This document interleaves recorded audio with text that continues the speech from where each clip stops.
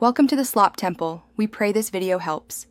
In this video, I will explain how to make cotton candy flavors.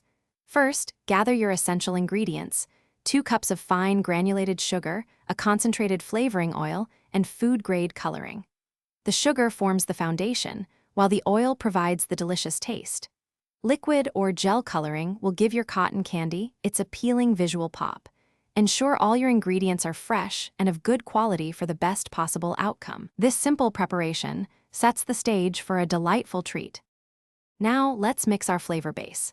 In a clean bowl, combine your 2 cups of granulated sugar with about 1/4 teaspoon of your selected flavoring oil. Next, add 10 to 15 drops of food coloring. The exact amount of coloring can be adjusted to achieve your desired shade.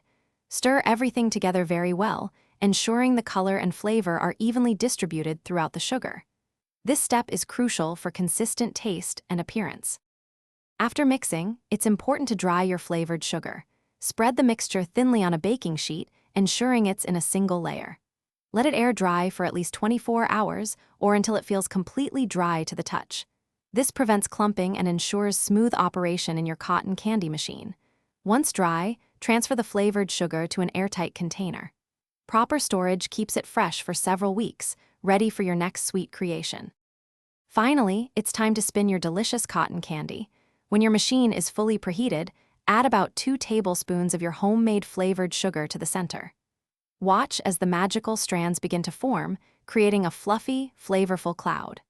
Remember, practice makes perfect, so don't be afraid to adjust the sugar amount slightly.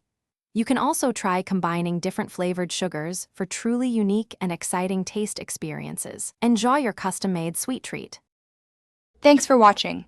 Consider subscribing if we helped you.